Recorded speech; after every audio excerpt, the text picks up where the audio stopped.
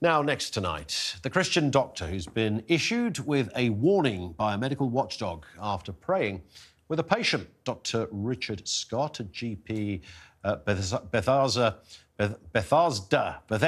Medical Centre in... That was always the word that was going to catch me.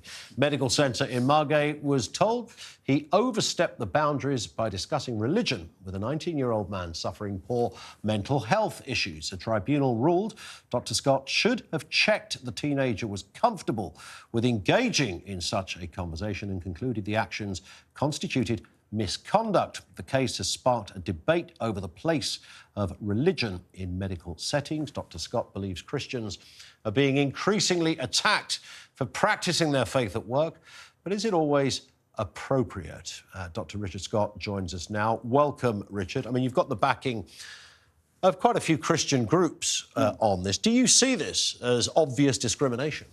Well, I think so. I've actually had 3 General Medical Council cases over the years since 2010. 2 of them, the one in 2010 and the one last year, were from individual patients complaining. They were consensual discussions. I explained that how the Christian faith could benefit their health in line with much science, with thousands of papers, of scientific papers proving that faith benefits health. And the third one was simply a radio interview I did with Radio 4 in 2019. National Secular Society didn't like it, so another GMC case. The thing is, both of the patient complaints should have been passed down the line to be dealt with at local practice level. All doctors get complaints, we can deal with it. So why did they take it on, and why have they relentlessly pursued me since 2010? And the only conclusion I can come to is it's discrimination. Most people, I think, watching this, though, will be concluding, well, you know, why are you doing this at all? Why would you need to bring religion into this? What is the purpose? What is the point? Well, the point is, you're a GP, you're about medicine, not about religion. You're not a theologist. Sure, but many years ago, the World Health Organization stated that full well-being involves mental, physical and spiritual well-being, and we are spiritual beings. And many people are increasingly interested in dealing with things from a spiritual angle. My patients in Margate, so many of them have had terrible lives. I started off talking faith with drug addicts, of which there were multiple, then alcoholics, and then people with mental health problems. We've got the science behind us. There are literally thousands of papers showing that faith benefits health. And where doctors are unable to help people faith? otherwise. I mean, faith, when you say spirituality, faith, isn't that kind of almost like mindfulness, you know, feel good, relax, and think positive stuff? Nobody's going to argue with that. But if you start bringing a specific doctrine, biblical readings and quotations about Jesus, I mean, that's a whole... Is that really the spirit, of this advice, in the sense that you're meant to... You know, spirituality is not the same necessarily as religion. You're absolutely right. And if I brought up mindfulness, etc., then nobody would have been on my back. But actually, there's no evidence that mindfulness helps at all, whereas there are thousands of papers that Christianity does help. So what I'm doing is evidence-based medicine. And that's why I was so upset. There's no evidence that Jesus helps, though, is there? I mean, I appreciate you believe that, but... there's masses of evidence. Tangible evidence. We have masses of scientific papers. Jesus Christ will assist you in your recovery from a mental health issue. The science is there, believe you me. There's a book called The Handbook of Religion and Health, which has gone through all the papers over the last 20 years, and there are thousands out there. It's an unknown thing. So praying to Jesus? Prayer makes a big difference to people's lives. Specifically to Jesus? Absolutely. So what if I prayed to another religion? Well, I can't help you on that because I don't have the evidence behind it.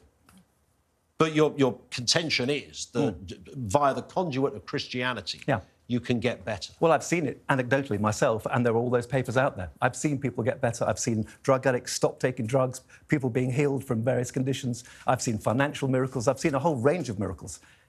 But so you've actually seen miracles? I have. I mean, is this the kind... we sort of have that sort of evangelical, religious kind of, deep South preacher saying, stand, you are cured. Yeah. That kind of... You've seen that stuff? I've seen miracles and I've heard... You haven't really seen that stuff, Richard, have you? Come on. So what would you like to hear? I mean, I would imagine you have projected something onto that. But, I mean, you've seen somebody who was crippled or unable to walk get up and walk? Well, if you're asking me, and this is not in clinic, but on a mission I've done, yes, I've seen a leg lengthened through prayer. Somebody who's actually therefore able to throw away the crutches and walk. I've seen that myself. So, and no other explanation could be... No, I've seen it lengthened through prayer, there and then.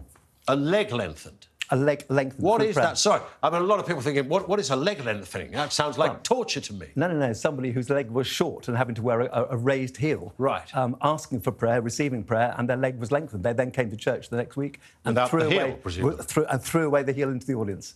What about that? But one of my district nurses that has didn't hit anybody. It didn't. One of my district nurses has prayed for somebody who was blind, and then went to see their ophthalmologist who said, this lady was blind, she now can see, and I've had no part to play. But can you see how destabilising that might be for some patients who are coming into your GP surgery? You know, they've got a bit of a rash or something like that, and there they are to have a bit of a natter, and you suddenly say, well, before we do, here's the Lord's Prayer. I mean, a lot of people might think, what the heck is this man doing? And I don't bring spirituality into those situations. I bring them into specific situations where people have massive existential problems. And so we're talking, drugs, alcohol, abuse, mental health. If you come with a rash, appendicitis, tonsillitis, we're not going to talk God.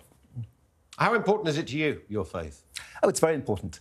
Myself, for example, I had cancer of the bowel actually during my first General Medical Council case, and I was very grateful not only for my own prayer but for thousands of people praying for it, because it makes a difference. So when I had a patient last month with cancer of the bowel, I said to him at the end, look, you've got a big problem, actually, your cancer's worse than mine. Would you like me to pray? Absolutely. One of the things that happened in the pandemic is that more and more people are seeking prayer. They're realising that doctors through the pandemic don't have all the answers. What we need is, if you like, the higher power, and they're seeking God. People find that the spiritual angle of people's lives is underestimated in the West. I've done a lot of work in India, Africa. People appreciate God out there. Here, we're just learning. I know you've got thick skin, your shoulders are broad, but there will be people, lots of our viewers, just listen to this thinking, this guy's nuts. Well, you're familiar. I know I know it's very easy for people to say that. You're familiar with people hurling insults at religion. Sure. But what do you say to people listening to this thing? Well, I'd say to them... talking about faith healing and leg lengthening? That's, if you like, an extraordinary case. But I have come across tumours stopped in their tracks through prayer, other people not having cancer, but it seems to be cancer from all the evidence, again, through prayer. I would just say to people, we all have terrible times in life. And when you have a terrible time yourself, why not seek God and ask him for help? Let's bring our panel back into this. Ava, have you ever prayed away an illness, an ailment?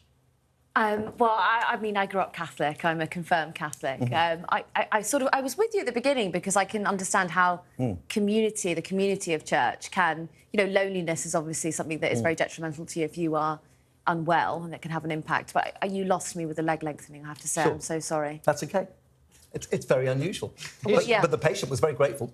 Well, I'm sure a lot of men would be very grateful for that as well, actually. But yeah, anyway. Well, yes, indeed. Let's not pursue that. But Harry, in terms of the morality of this or the ethics of this in the world of business, I mean, that's what's at stake here, isn't it? Really, that's the point. Is whether or not somebody like Richard should be able to bring his religion into the area of medicine. Yeah, I thought that was a really interesting piece last week, I think it was, in the Times, that had that survey of the British clergy who said that they now think that Britain is no longer a Christian country, despite our established church, etc., and bishops in the Lords. And actually, the sort of faith of people, more people are now agnostic and atheist and are willing to say that rather than going with the flow. That said, I also think that Christians, whether you believe it or not, are overly persecuted in this country in a way that, that it's like sneering at belief. But you can say live and let live, absolutely fine by me. Not my cup of tea personally, but, miracles and the like, I'm quite a bit more sceptical. But I do wonder whether the GMC and various other quangos and the like would be pursuing this quite so much if it was a different faith, should we say. I mean, just a final point, really, Richard, in terms of what happened in these specific cases with you, what seems to be at the centre of this is getting the permission of the patient. Sure. And you failed to do that. No, I didn't. And that's the slightly irritating thing this time around. I'm the only GP in the country that has a spiritual consent form. The patient signed the consent form willingly, received a Bible at the end, which I'd offered him willingly, and then complained afterwards. So actually, I think it's quite unfair. But does it interfere with other parts of, like, I mean, would you perhaps not want to, carry out an abortion because of your faith? I would not want to carry out an abortion because of my faith. See, that's where it gets a little bit tricky, doesn't it? Well, we have... Yeah. I mean, your faith impacts all that. There's a very specific point that I mentioned. A patient comes to you, they say, look, I will need a termination. Yes. What do you do? Well, actually, what I do, and you might think this is hypocritical of me, I do sign the form and pass them on to Mary Stopes. I don't sign both parts of the form, I just sign one part of the form because I don't want to hinder the patient. So if you ask me, would I personally carry out the abortion? No. And I used to work in Christian hospitals in India and Africa where we did not carry out abortions on that basis. But equally, I know that the patient's determined to have one, so I won't hinder them. Okay. Richard, thank you. Dr. Richard Scott with us here on TalkTV.